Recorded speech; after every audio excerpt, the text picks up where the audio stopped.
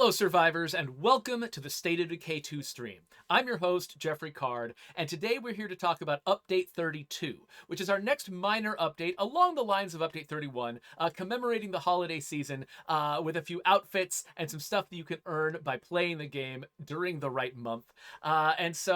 This is going to be fun to talk about, but I don't know a lot about State of Decay 2 anymore. I'm not on the team anymore, so I have brought in some backup.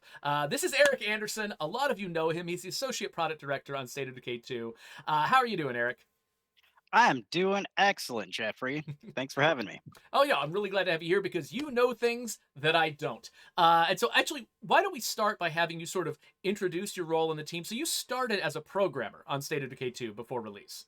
Yeah, that's right. Yeah, I started as a programmer for several or for a few years, and then kind of moved into being a team lead. Essentially, for a while, I was doing a little bit of programming and team lead stuff, and then that kind of became a full time job, and then eventually transitioned over to being associate product director. Yeah, so associate product director, basically you're in the room for a lot of the big decisions that get made about like what is being added to State of Decay 2 and what direction it's going to go. Yeah, it's largely like trying to make sure that, someone's got to kind of maintain that like clear vision of what both the franchise is and where State of Decay 2 should be going. But yeah, so it's kind of that making sure the team understands what the vision is for the game, and making sure that we're paying attention to, any player issues that come up a lot and making sure that we're addressing those while also trying to figure out where we want the game to go and make sure that it's staying true to State of Decay, while also working within the resources that we have because we're a pretty small team, with very limited resources. So figuring out what we can do with what we have. Um, but yeah, and that kind of stuff, and the general like any kind of like just making sure that we're running well as a team. Anything we need to do to like make sure we make games better, essentially. But yeah, it's kind of just ballooned a little bit past one specific feature and kind of also making sure just overarching like looking at all the different features we're doing and making sure they're all kind of aligning with where we want the game to go and what all the goals are for the features. Yeah, and I think one of the reasons why you have this job is because even when you were fully focused on being a programmer, you would on your own time go and read Reddit threads and try to keep up with what people in the audience were saying. And so it was kind of the fact that you were so focused on really trying to figure out what the right stuff was to do with State of Decay 2 to take it in the direction the audience wanted to see it go. That led you to having this position. So bragging on you a little bit, you're a natural. It's one of the reasons why I wanted you in this position as I was leaving the team. So it's really good to have you here to answer the audience's questions about not just Update 32, but everything else that's going on in State of Decay. Well, I appreciate that. So we should probably get started. So Update 32 is coming out a little bit later this year. It's another one of those minor updates along the lines of Update 31, which included a bunch of Halloween content. This is going to be a bunch of outfits to commemorate the holiday season. And you can see some examples of it here on the screen.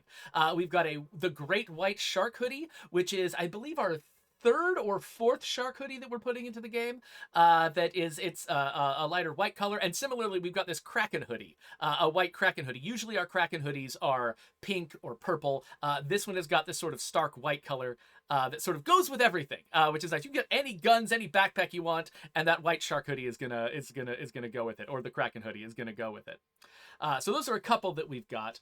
In addition to these, we're bringing in some additional pom-pom hats. So you might remember that last holiday season, or maybe it was 2 holiday seasons ago, I think it was last holiday season, we introduced some pom-pom hats to go with the ugly sweaters that we unlock every holiday season. Well, it turns out we actually had a closet full of more of these, and so we've added 5 more to the game. These ones, however, are not going to be limited to the holiday season. You can actually get these on your characters anytime you want. So even if if you are a new player to the game who is coming and watching this video much later in February or March of 2023, these hats are still available to you. You don't have to unlock them during the holidays. You can just get them anytime. So you can get your, survivors to look cozy and warm any time of year. I really like the colors they've chosen. That red-orange pattern is like my favorite color. So I'm happy to have this stuff in the game. But I think the one that people are most excited about, or will be most excited to hear about, is this set. This is the boonie hats. So last update, update 31, we added one more boonie hat to the game that had kind of a brown tint to it to go with our Arctic boonie hat that's been in the game for ages, that's unlockable via the Stay Frosty pack. But people have been asking for a really long time to get a bunch of different camouflage patterns on these hats so that they can go with different ensembles. So you can see here we've got a green camo hat that can go with your green tactical gear, your green camouflage, the orange hat that matches the bug out bag. We've got a black hat that goes with the red Talon gear and the black tactical outfits. And then finally, we've got this this sort of fall foliage one that looks, it's appropriate for Thanksgiving. So players have been asking for these boonie hats for I think it's weirdly high on our wish list. This is this very specific thing players have been asking for, huh? Yeah, I would say so. Yeah. People like boonie hats apparently. Yeah, it's one of those things where it's like you don't really. We just threw the boonie hat in because we thought it looked good in the Stay Frosty pack. Did not realize what kind of door we were opening for people's preferences. So hopefully this is going to be enough boonie hats for people to be able to put together whatever ensemble they want. But these are not. These are still not the only costumes that are being unlocked in the game. However, these are the only new ones that are coming in. Looking at the actual game here, you can see that I've dressed my my community's leader in my favorite holiday outfit, the lit up ugly sweater. There's actually a whole set of these sweaters. You see Dahlia is wearing one set. Adam is wearing another set. Fraser here has got another set. Hash is wearing the red and green stripes. And then over here, we've got Steph wearing the blue ones. And so these are only available for limited time. All the other outfits we just went through, those are just going to go straight into your closet. You're going to have them automatically, no questions asked, for the rest of the life of the game. These ones you can only get if you log in and play during the holiday season. So from the time we release Update 32 until the end of this coming January 2023, that's when you're going to have to log in order to get these outfits. So I really like them. I unlocked them several years ago when we first introduced these outfits. So I can put them on my characters anytime. In fact, every community I have usually has somebody wearing this sweater and hat combination because it's just no matter where I go, even if I go into sort of a dark room, like I can always see my character very clearly because she's just lit up so festively with her gear here. So do you have a favorite sweater, Eric? Do you agree with me that I this is the best one, or? I pretty much I feel like everyone likes lights. So yeah, I think the anything that lights up is kind of my favorite typically. Yeah, whenever Dahlia is not wearing this, the previous outfit I had her in was the jack-o'-lantern mask, which also lights up at night.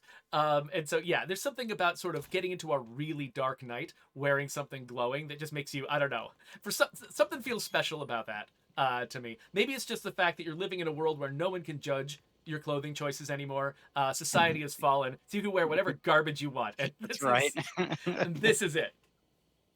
So to quickly summarize it, I love making bullet lists of all of the things that are coming to an update. This is a fairly small update, and so that gave me the space to make kind of a fancy bullet point list. So here is what is coming to update 32. First off, we've got two hoodies, the Great White Shark hoodie and the White Kraken hoodie. In addition to that, we've got 4 boonie hats, which come in different camouflage colors.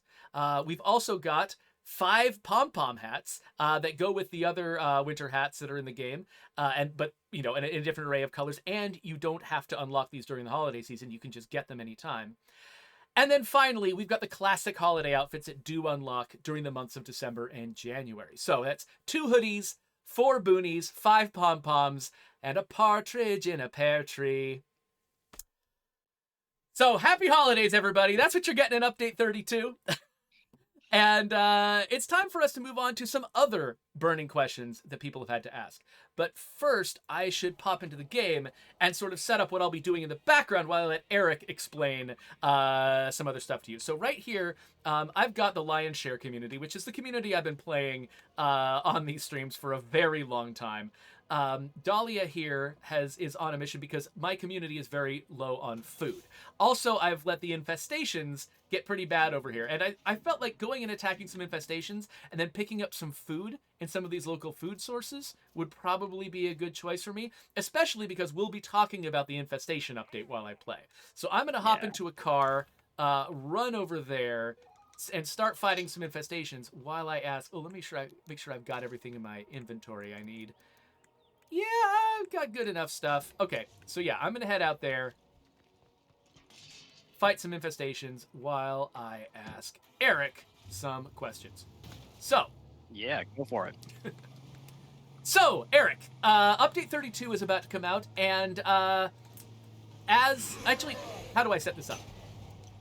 Up, update 32 is about to come out, and one thing it does not contain is the infestation update. And so we are getting a lot of questions from players of our game, asking us, when is the the infestation update coming out? What is the current state of that thing? Because we announced it way back this past spring, months and months ago, and people are legitimately wondering where it has gone. So I don't know the answer to that question. That's why I brought Eric here. Eric, as the associate product director on State of Decay 2, what is going on with the infestation update?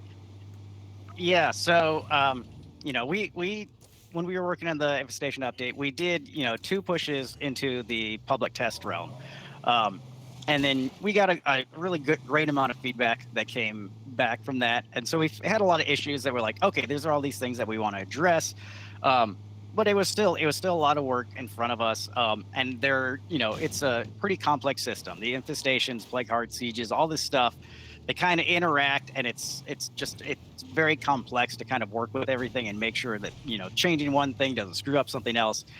And we also knew that we had a lot of work left in terms of just like making sure that we're teaching all these new features appropriately to all the players, and then have all this polish we needed to do. So we knew there was still a good chunk of work left, but we're a pretty small team. And so we were also working on the forever community update at the same time. And we figured, just with how small of a team and limited of resources that we have, we want to just kind of focus. We figured the forever communities was definitely a more finite and like discrete chunk of work that we kind of understood the bounds of. So we wanted to really focus on that first, get that out the door, and then we could get back to this really meaty, like complex set of features that is the infestations and like sieges update. So yeah, we did that. We went and focused on the forever communities. I mean, that took even a little longer than we wanted, because then just making sure that it's polished, and making sure like things like data integrity and stuff like that, making sure people don't lose legacy characters. A lot of stuff that ended up taking a decent amount of time for that. So we just had to take a while to make sure that was all wrapped up nicely before we could put our attention back on infestations. So now that Forever Communities is all out the door and is in players' hands, now we've turned our focus back towards infestations, and have been trying to kind of address any of like the things that came up from the PTR, and any like additional opportunities that we saw as a result of that, and kind of just trying to get it into shape to possible to get it back into the PTR for another round of testing with players. So yeah, that's kind of where it's at. We're kind of just wrapping up that the next round of public test realm changes, essentially. Yeah, Yeah. So the I think challenge that summarizes it. that does, yeah. So the challenge, like you were saying, about the what's it called, the forever communities update being a finite thing.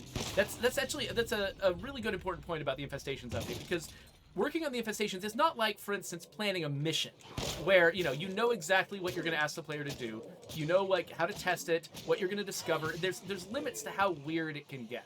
But with something like the infestations, which are heavily simulated, it's not like we just plan, oh, this is exactly what happens with infestations all the time. Like, the player has to, Yeah. like the player's going to interact with the system's going to interact with the player, different systems are going to interact with each other, and it takes a ton of testing and practice and learning to figure out, like, you make one small change, and you could actually, that could have like a bunch of downstream consequences, right? Yeah, it ripples outwards and affects a bunch of things you might not have expected. And you're like, oh, now we got a new issue we have to solve. So it really is. It's really, really delicate. And you have to make sure that you poke at one thing, then you're gonna have to poke at something else, and then that's gonna make you poke at something else. So it's kind of a tricky balancing act, and the infestations in general is kind of a very like long form kind of feature, where it's not something you experience like in like a couple minutes or something like that. It's something that plays out over a long period of time. So there's a lot in there that also that's like, oh, after you have to do a lot of long-term play testing with people playing for a long time to see like, oh, how it behaves at the beginning of a new community could be very different than like near the late game. Yeah. So And it would be there's a really bad that. idea for us to play it, to come up with a couple of what seem like simple changes, test them out for a few minutes, be like, oh yeah, that seems good, and then just release it to the players, and then they discover what garbage we made. After they play the game for a long time, they get to discover, how bad and ill thought through the experience was if we didn't put that much effort into it. And I don't think players actually want to be in that situation where it's their job to find out what we ruined.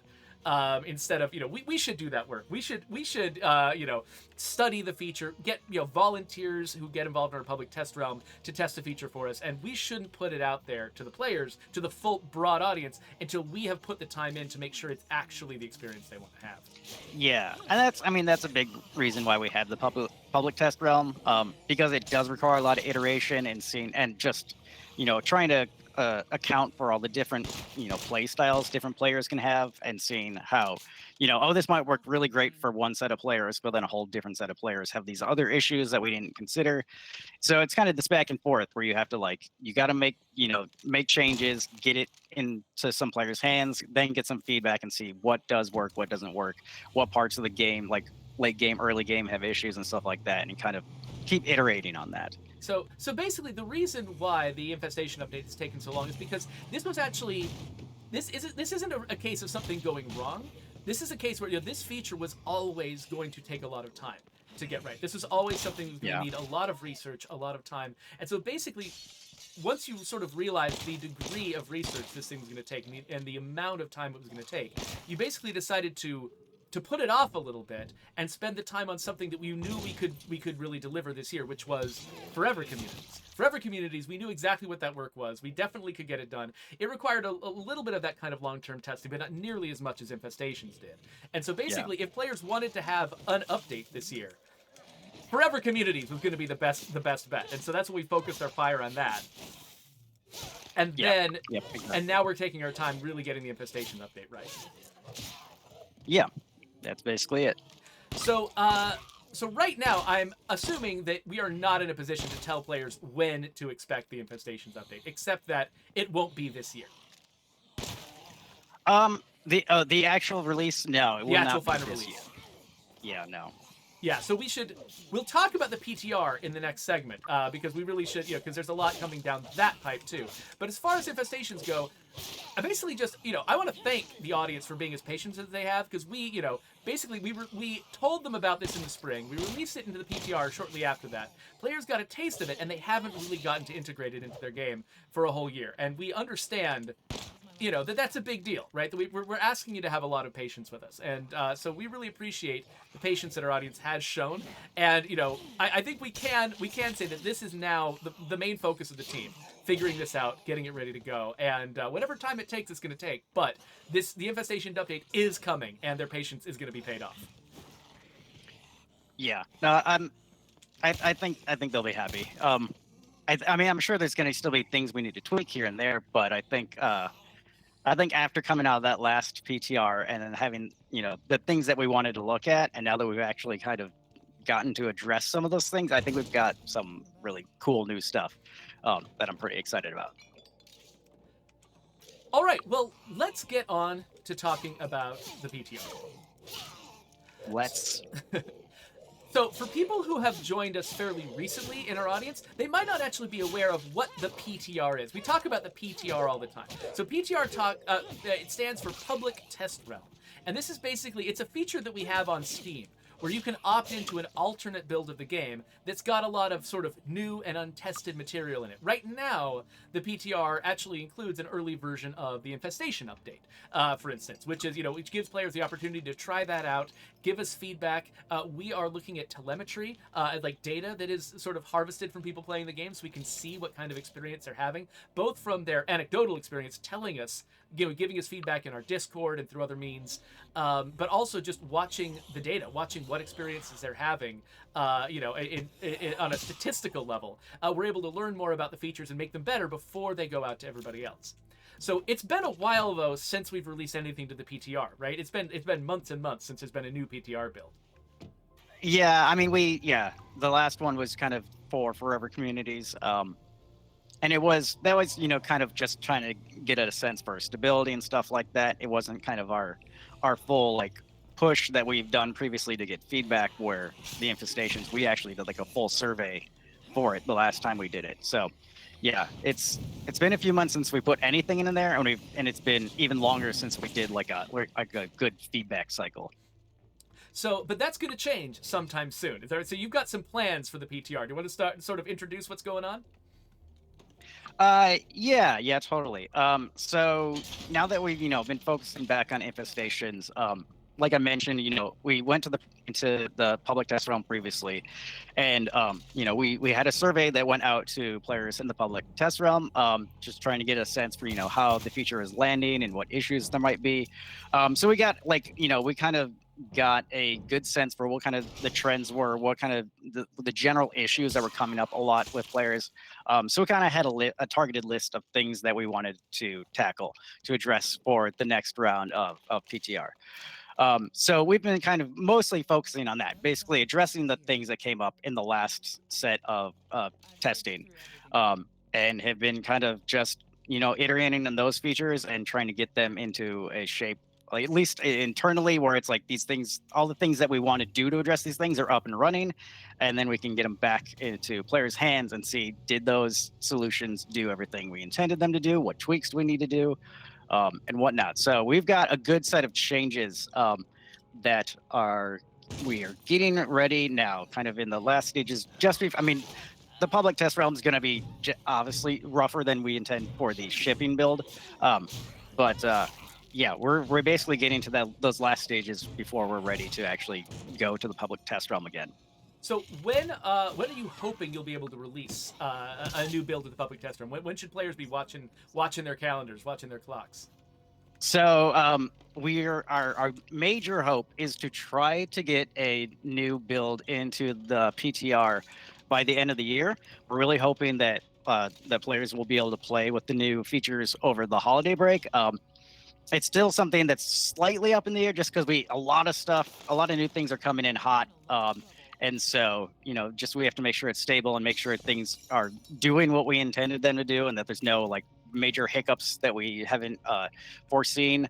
So But yeah, when you say that something is coming in hot, what does that actually mean? So the players kind of understand it. Like, does that mean that a feature is coming in very close to the deadline?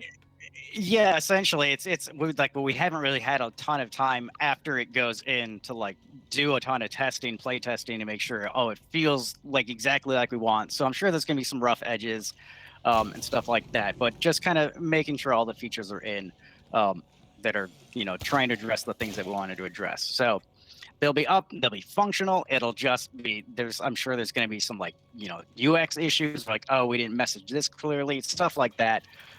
That's kind of to be expected.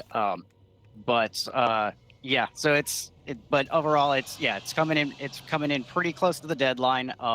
And so we're just trying to make sure like that it is in a good shape a relatively good shape before we put it into the player's hands. Yeah. So, because there is a certain amount of brokenness and bugginess or something being ill-tuned that's okay for the public test realm, right? Because like players who sign on to be in the public test realm, they know they're playing an unfinished build. They know that there's a certain amount of jank they should expect, and that there should be there are probably going to be problems. The whole reason we're in there is because there's probably problems, and we want to suss them out.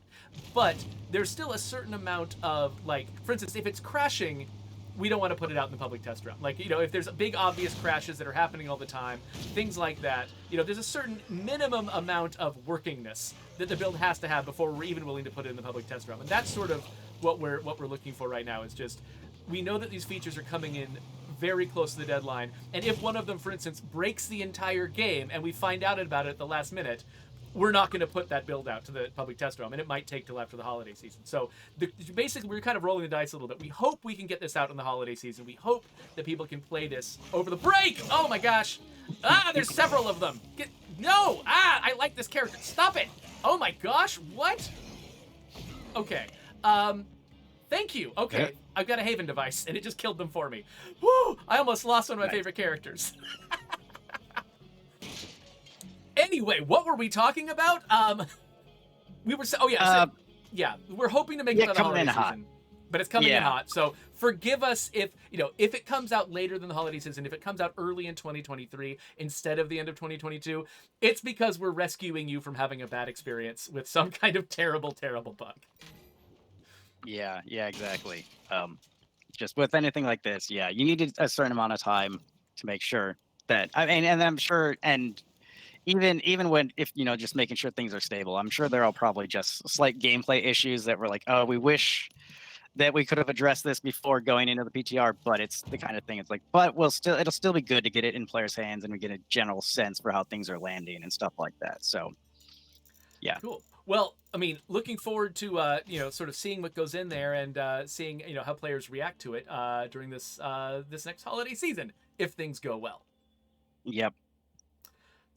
So let's talk about what is actually going into the PTR.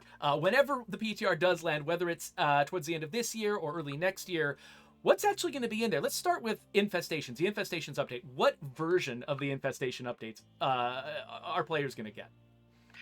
So, like I mentioned before, we were mostly focusing on issues that were raised by the players during the last round of PTR.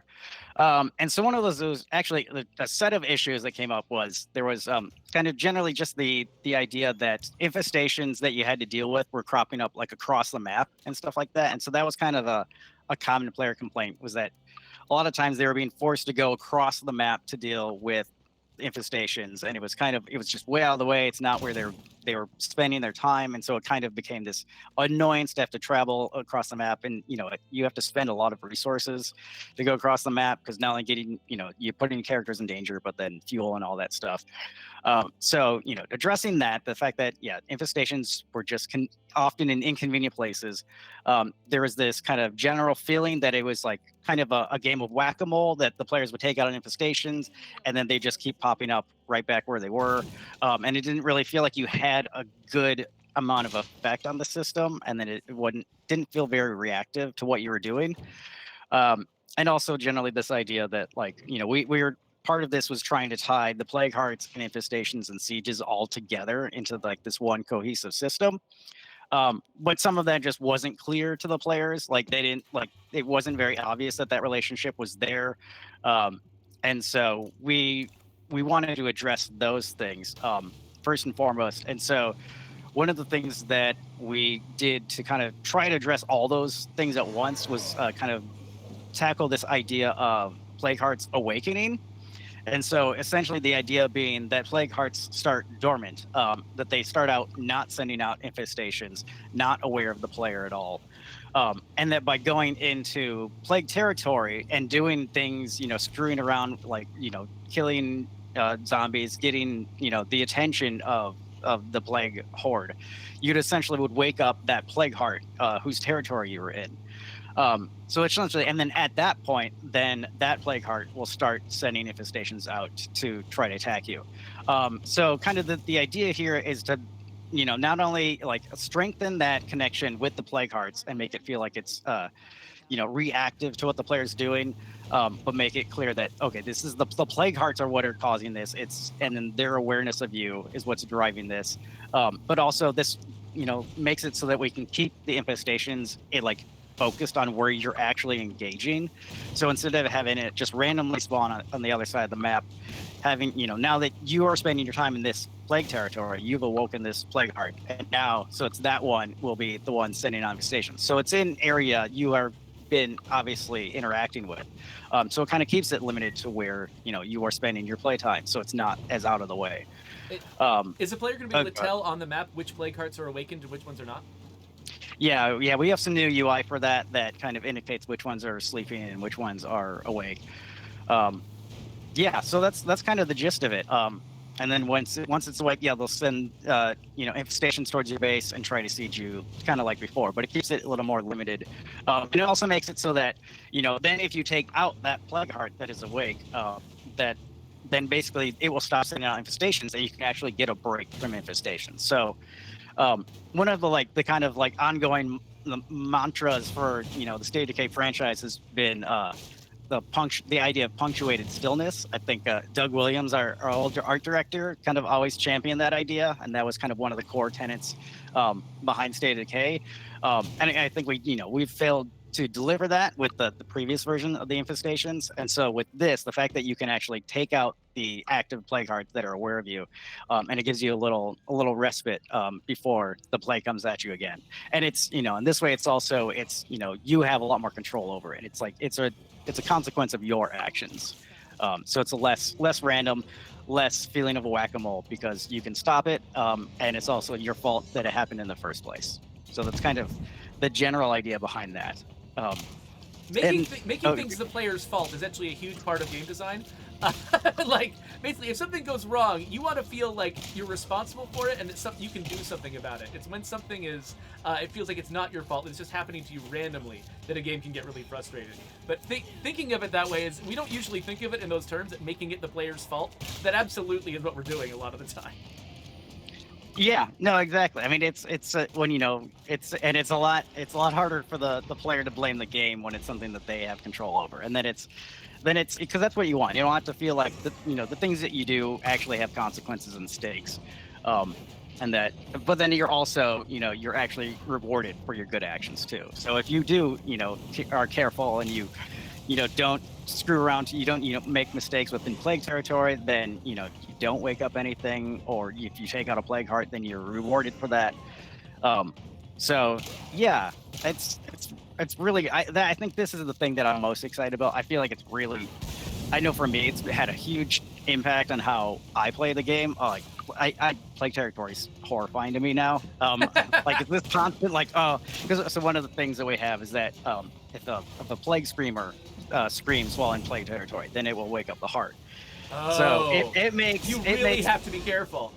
Oh my god, it's so tense. It makes it careful. It makes it really tense to try be really careful and not have a screamer go off. Or if you do see a screamer, you got to sometimes you're like, oh god, you're making sure you get that one shot before it screams, so that you don't wake up the plague heart.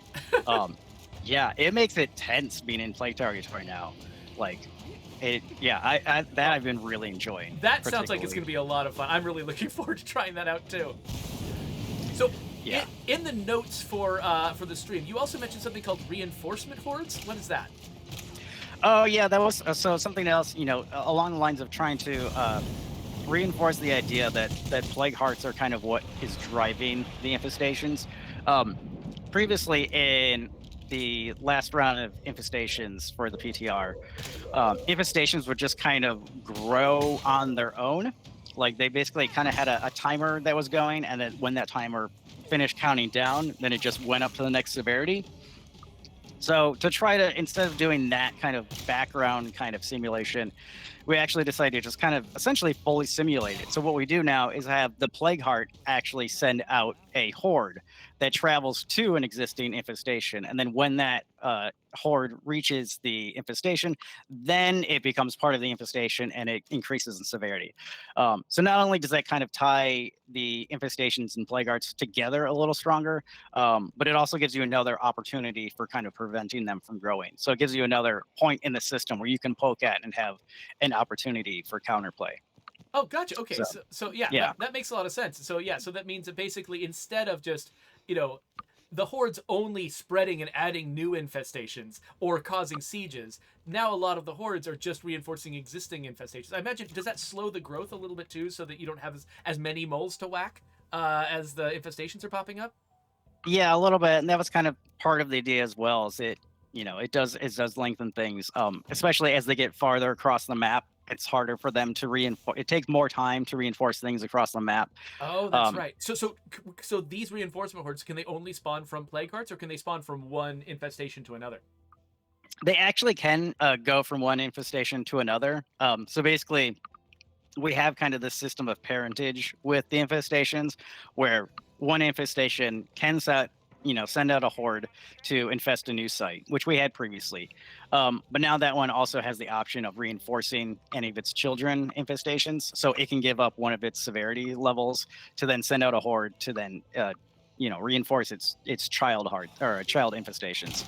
And so it's kind of this chain of reinforcement where the plague heart enforces its children, and then they enforce their children and whatnot. And so it's kind of this chain of moving hordes across the map, Oh, wow. essentially supporting each other. It's like a bunch of rivers and their tributaries all flowing downhill. That's towards your base. Your base is downhill. Yeah, essentially, yeah. It's basically what happens. Oh, that's pretty cool. Yeah, it's a little more, and it's a little more concrete instead of having just kind of this timer in the background that's trying to simulate the idea of like infestation somehow growing. Just make it a more concrete thing, like tangible thing the players can interact with and then see and understand. And yeah, I think it definitely helps reinforce the relationship, I think, with the plague hearts as well. So we've got a few questions in the chat about the stuff you've already described. A couple of them are just comments. RXLS says, "I'm already afraid of plague hearts, and now this." And Soulburner LV replied, "Yeah, it's all fun and games until the plague heart starts freaking walking," which I don't think is a plan we currently have. Is to have them get up and walk around. Not quite that, but But yeah. Bokavarv wants to know what happens when there are no plague hearts left on the map. Is there still a way to get infestations now that we're dependent on plague hearts awakening in order to provide them? So that's one of those things. I think when we talked about things coming in hot for the PTR, that's one of the things that we had wanted to address, and I mean we still I think plan to address it before we ship. But you know, the way infestations worked previously is that they would kind of spontaneously spawn, basically on a timer, and so that's currently what we fall back to when you wipe out all the plague hearts on a map. I think we had talked before. I think I even mentioned this on a previous stream of wanting to, after the plague hearts are gone, having infestations instead spread from the map exits to kind of simulate them coming in from neighboring territory. We haven't got to implement that yet. And so, yeah, in the current system, it will kind of fall back to the old behavior to get some sporadic infestations on your map, just so that it's not gone entirely.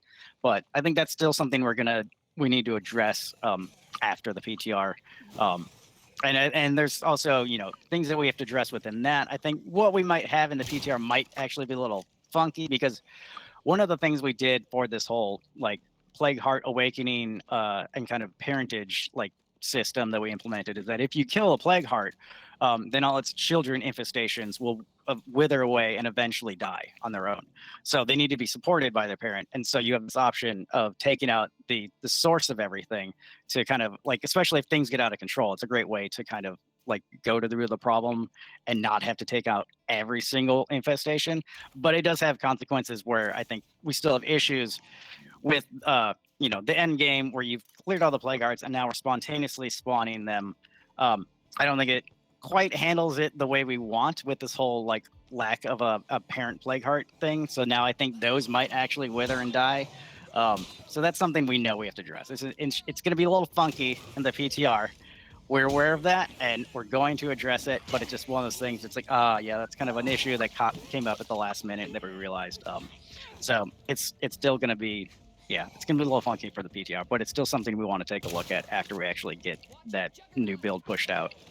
But yeah, but taking it to the PTR is one great way to assess, you know, exactly what's going on, right? Like we know there's going to be a problem. We don't know how bad the problem's going to be, and we don't know, you know, like getting some solid numbers on what the experience is actually like for players will I think help the team, you know, put together the right response when it is time to sort of do the best version of the feature, which is good. Yeah, and I think it really will also help just highlight other edge cases like that we hadn't thought of.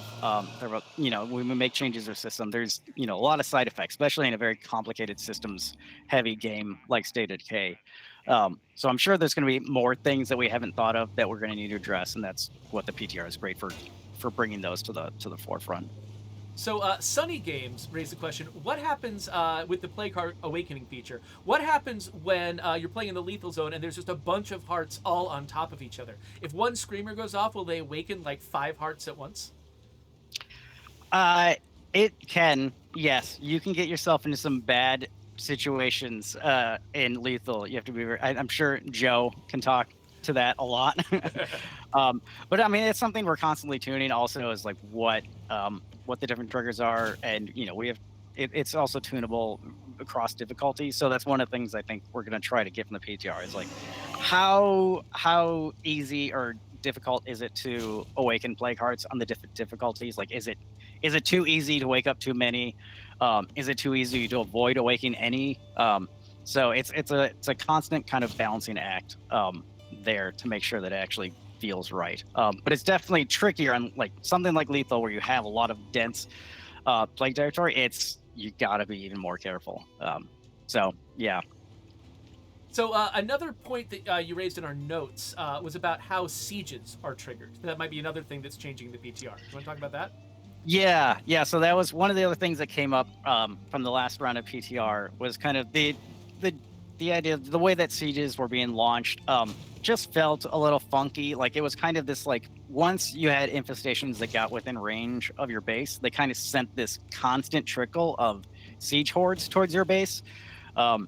And it just felt like this constant onslaught. And because there were so many, and they were kind of so easy to miss that it just became like a very confusing system where you didn't know, like a lot of times players didn't even know they were being sieged because it wasn't obvious enough, it wasn't a big enough of event. And it was just so constant that you start having to ignore it and you just can't address it constantly. So we wanted to address that and make it make it more of an event that would be hard to miss. And so one of the changes that we made was to make it so that essentially when infestations get near your base, that basically, there's essentially like launching points where within, a range of your base where, the infestations can launch sieges. So they have certain sites that they'll go to.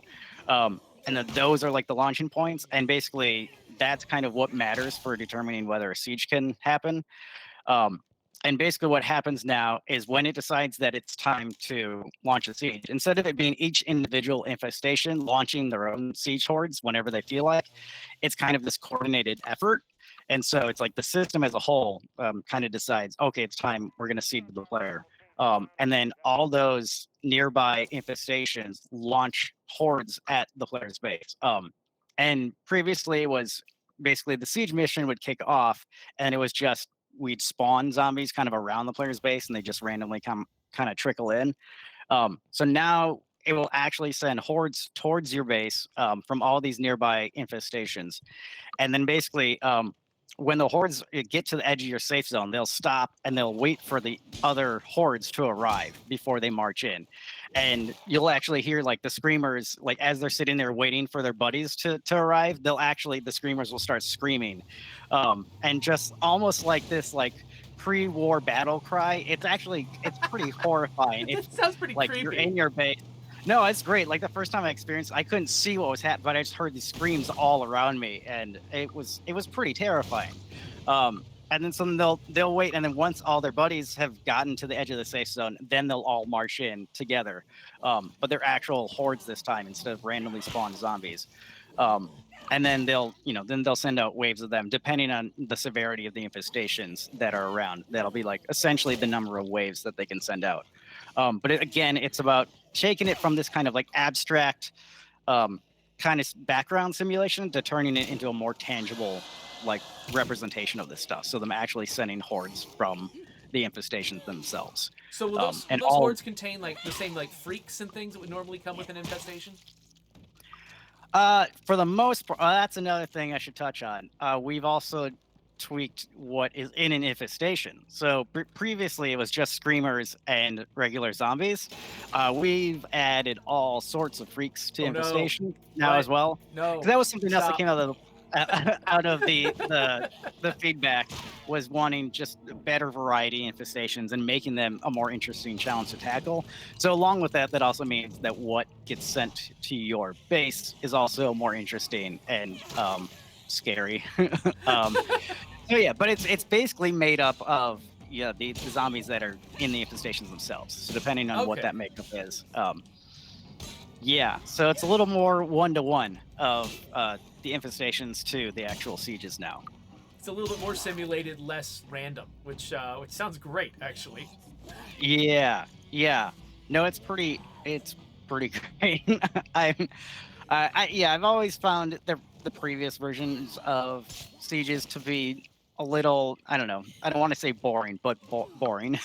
Just because a lot of times you just ended like, it's all based on noise before. And I always have pretty low noise when a siege launched. And so I never got anything that was very interesting. They're pretty big events now. And so, yeah, it feels a lot more immersive, I think. So that was one of the other big changes we did to kind of address feedback from the PTR. That sounds great. So, what about updates to the infestation radio commands? What's that about? Yeah, so some more of the feedback we got, and we kind of knew this going in. So we implemented radio commands to kind of help the player manage infestations a little better. Take advantage of the fact that you do have a community. You are not the only person in your community, so take advantage of the other members of your community to help out with not only just like clearing infestations, but also scouting them more. But the version that we had in the last round of the public test realm was very much like an early prototype of just trying to get the functionality up and running. And so some of the feedback that came back from the PTR was that it didn't feel very grounded and it felt very like debuggy, because it essentially was. It was like almost this instantaneous command where you say, hey, I want help clearing out an infestation, and it would do that in like almost right away. And so now we've kind of taken some effort to kind of simulate those like as if you actually are sending out someone into the field and they're going and actually doing those things a little bit better to make it feel a little more grounded and feel like it fits within State of Decay. So yeah, kind of make it seem like there's actually something like going around the map and scouting or going to an infestation and tackling it. So just the way it's presented, the way the mission flows, how long it takes, stuff like that has kind of been tweaked to make it feel a lot more grounded. Oh, that's really cool. Like that's given the way that our system works, that's a really difficult thing to pull off. So I'm Yeah, and that working with the mission system can be pretty tricky. So it's definitely it's a hard thing to manage. And just there's a lot of stuff in the game that wasn't meant to really simulate the community members doing stuff like that.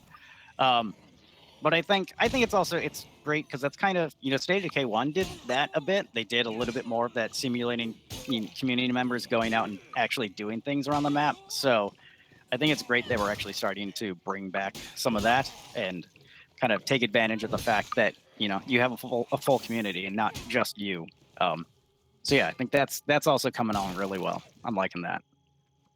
And you've got one other thing on the list that I find fascinating, and that is Outpost defenses. This has been mentioned already a few times in here. So, this is something. This has been on my mind for a long time because State of Decay 1 had the option to put landmines in the safe zone around your outpost. And that's something we've been kind of talking about. And like, wow, that'd be really great to bring that back. And then we were thinking like maybe it makes sense with infestations because now that they're attacking you more directly to focus on defense a little bit more. Yeah, because and then the PTR sieges in State of Decay 1 work that way. It's like it would be hordes crossing the map, and if you managed to put obstacles in the way of those hordes or mines in the way of those hordes, they wouldn't be able to siege you, and you could actually like really tactically plan out on the map, and that's something you've never been able to do in State of Decay 2. That was one of my favorite things from 1. Like most of how I chose Outpost was about like what territory do they cover to basically block zombies from getting to my base. It felt very tactical, so I really loved that. But then from the PTR, we got a lot of feedback of players saying, "Hey, I would love to see landmines come back." And so I think for us, it was like, okay, well, we're talking about this anyways, and now the feedback's kind of reinforcing this idea. It just feels like the right time to kind of bring back that concept. So we did. So we brought back the idea of being able to set landmines down at an outpost, and so basically any hordes or I think like zombies in general that wander into your safe zone will get blown up. But we've also added some other outpost defenses as well. We added, I think, one called Signal Disruptor, which is kind of it's I think for cell towers, which the idea is like having this signal that kind of basically creates kind of large scale noise to basically kind of confuse the zombies and essentially slow the infestation spread rate. And then we also have one that's basically it's like a zombie bait essentially that basically will kind of redirect zombie hordes that are in like infesting hordes and stuff like that, reinforcement hordes that are going to their to reinforce an infestation or take out a new site, or maybe even they're on their way to your base to redirect them as well.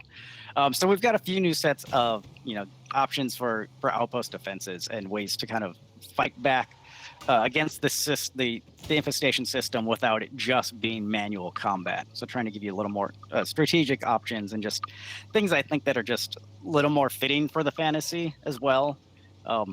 That just feel right. That is, it's more than just combat. It's also just how you build your base and how do you prep your outposts and all that stuff. So we've got a couple So of questions in the chat again about sort of defense options that the player has.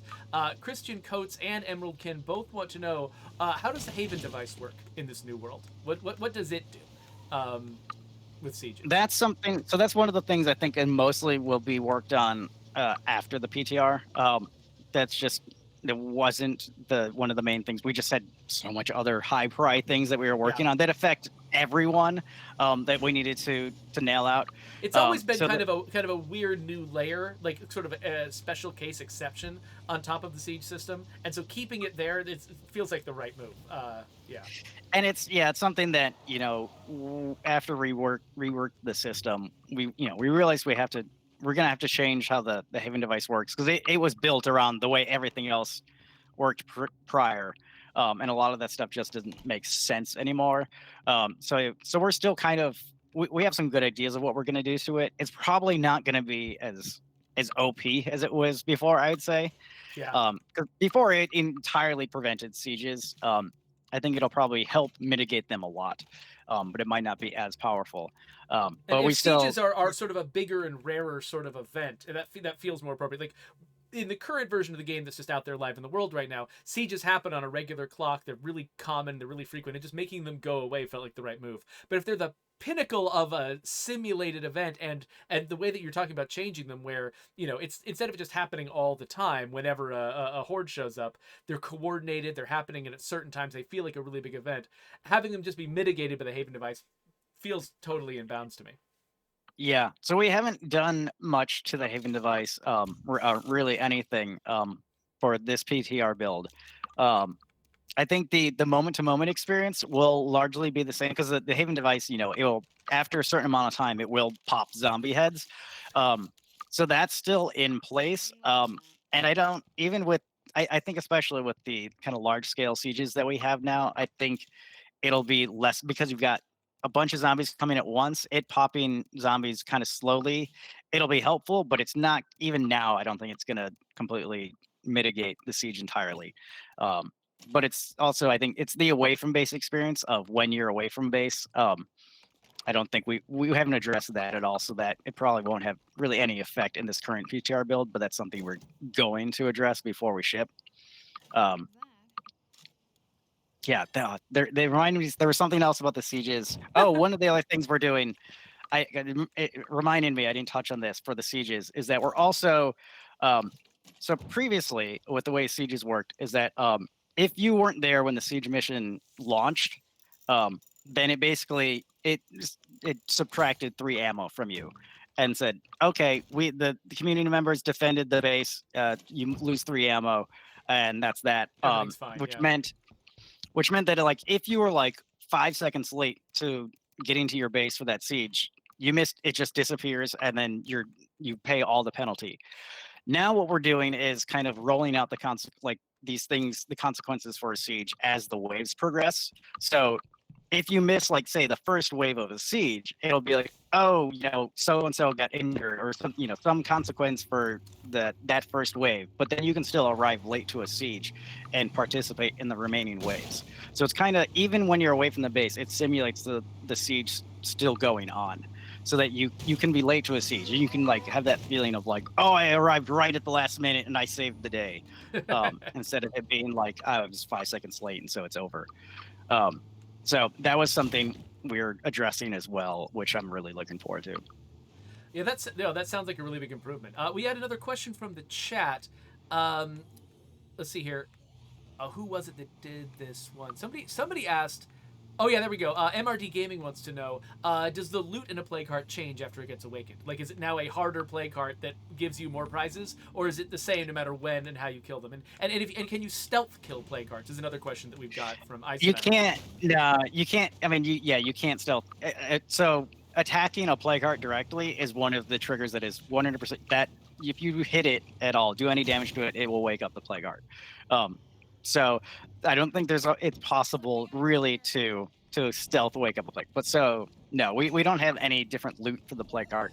And it's not like the plague heart itself becomes. The idea isn't really that it becomes harder once it awakens. It's just more that it's now aware of your presence, and so now is just kind of trying to seek you out as a threat and eliminate your base because it sees you as a threat. So it's more just about it being aware that you are on the map than it really being different when it's awake versus dormant. So if a player, I think along the lines of the stealth killing, like if a player kills there's a freaking juggernaut on here. If a player kills a plague heart, basically the moment it's awakened, like oh crap, I've awakened a plague heart, I'm gonna kill it right now. Oh, I've awakened another plague heart, I'm gonna kill it right now. Will they basically not have any infestations if they just always kill a plague heart the moment they awaken it, or is it difficult to run around and kill every plague heart you awaken? You at least early game, you currently can do that. I mean, it's one thing to be able to always take it. I know for me, I'm not able to take out a plague heart whenever I want. Yeah, same here. Especially on the harder difficulties. Like I know I personally need to prep, and even it might just emotionally, I have to prepare myself before I can go. Oh, exactly. So I mean, maybe there's some people that are always ready to take out plague hearts, and that might be the way that they can play. But even in our current build that's going to PTR, like late game, if you we do have this mechanism so that later on through the plague heart progression, whereas if you do kill a plague heart, there is a chance it will awaken other plague hearts, kind of like react to like, oh, our system is being taken down. So there is a chance if you do that, you are still going to wake up other plague hearts, aside from the ones that you just killed. So especially there's I kind imagine of if you're playing on lethal and they're all really close together, like per Sunny Games' question. I mean, maybe I don't know. Yeah, I'm making stuff up. So I don't know anything about this feature, so don't listen to me. No, I mean that's pretty like. So if you kill a plague heart within another plague heart's territory, there's a chance that you're going to wake up that other plague heart, especially if like on lethal or something there's a cluster. So it's definitely not that straightforward to just constantly go and kill all the plague hearts. You'd be, especially in harder difficulties, I think it's tough. You'd have to have the right gear and everything and really be ready for that. But yeah, I think part of the idea is that you should be able to get to points where you can get a break in the system, where if you kill all the active plague hearts and you don't wake up anymore, you can get up here where it's like, okay, I don't have to deal with infestations for a while. And then I can focus on building up my community, building up my base, and kind of all the rest of parts of the game. And I think a lot of times, I think what I'm finding in practice is that the idea of like, I just won't wake up plague hearts is a great idea in theory. Like, no, I mean, in that, like, you're like, oh, well, I'm never going to have infestations because I'm just going to be really careful and not go into plague territory. But then you're constantly going into plague territory for missions and for just getting gear, lots of different things. And then I'm like, I'm going to be really careful. And then I do something stupid and I wake up a plague heart. Like, yeah. So in practice, I think it's ended up being a pretty good balance so far. But I think, again, we still need large scale testing to see, like, even like, is that late game stuff, those systems we have to like wake up other plague hearts? Maybe that's too much and becomes overwhelming. So that's something we kind of still need to pay attention to. And it's going to be a kind of constant balancing act to make sure it's reactive enough, but is not too overwhelming for the player. So we are completely out of time, but I had one more question from the chat that I just wanted to quickly throw out there because I think it probably has a quick answer. Aswell wants to know, will radios and firecrackers, will noisemakers basically wake up plague hearts? Is it going to be that literal, or is it more a different list of events? No, not right now. I mean, that's something we kind of actually toyed with the idea of when we were doing a plague testing, like whether being loud and obnoxious in plague territory should wake up a plague heart. But I think what's the triggers we ended up having, like, initially was enough to make it so you had a good chance of waking up plague hearts. So right now it's not noise based. Yeah, it's mostly based on your interaction with zombies. So no, not at the moment. But we thought about it, and we'll see depending on what our feedback comes back from the PTR that maybe we do want to do something like that.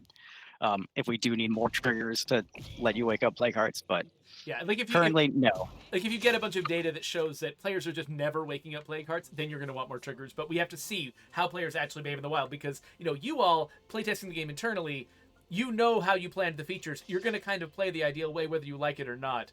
But finding out what Yeah. players do is going to potentially change everything. And so yeah, you have all these. It's cool that you've got these sort of like open ideas you've come up with, solutions that you could use, that you could kick in depending on what you see from players. So Yeah, exactly. Having all these like fallback options for, oh, if this problem comes up, we can then do this. But we're not going to do it yet. We got to make sure that's a problem first.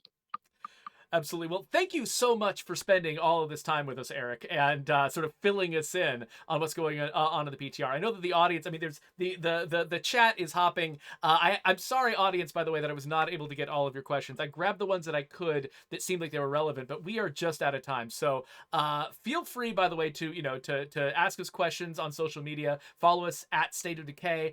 You can follow me at Rangatang if you care, and ask me questions, and I'll be like, I don't know, I'm not Eric Anderson. And that'll be a big waste of your time, actually. But anyway, really happy to have you on here, Eric. Thank you so much for coming in and talking this through.